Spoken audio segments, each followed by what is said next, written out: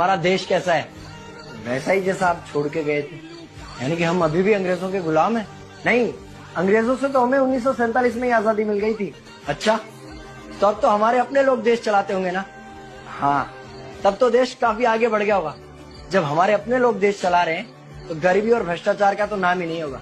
सबको बराबर हक दिया जाता होगा, किसानों और मजदूरों का अच्छा ध्यान रखा जाता होगा ना? नहीं, ऐसा तो कुछ नहीं है। तो कैसा है बताना मुझे। कैसे हमारे अपने नेता, हमारे आजाद भारत के नेता, 100 साल हो गए मुझे गए हुए, बताना।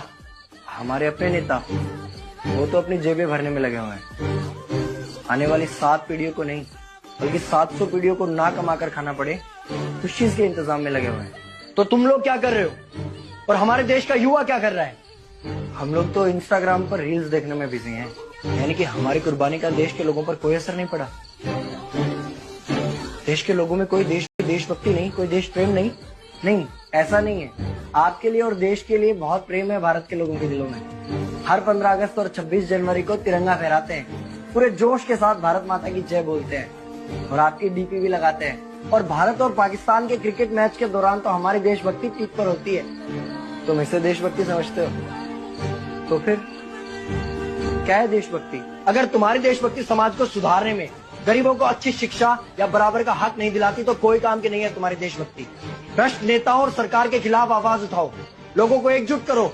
लेकिन अगर हमने सरकार के खिलाफ आवाज उठाई या नेताओं से सवाल पूछे तो हमें एंटी नेशनलिस्ट कहा जाएगा या हमें गद्दार करार दे दिया जाएगा। तो डरता है। 23 साल का था मैं जब अंग्रेजों ने मुझे फांसी पर चढ़ा दिया।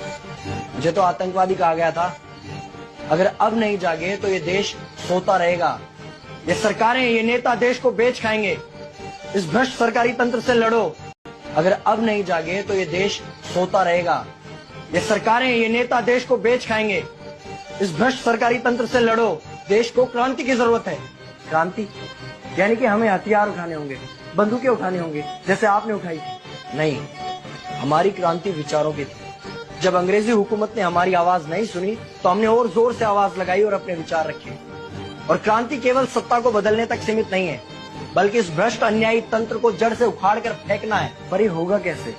अपने आसपास से शुरुआत करो। जो भी तुम्हें भ्रष्ट नजर आए उसके खिलाफ आवाज उठाओ, एक्शन लो। तुम्हारे टैक्स का पैसा नेताओं की जेब में जा रहा है, हिसाब मांगो। अपने वोट का सही इस्तेमाल करो, लोगों को जागरूक करो और इस देश को आजाद करवाओ। इंकलाब जिंदाबाद, इंकलाब जिंदाबाद।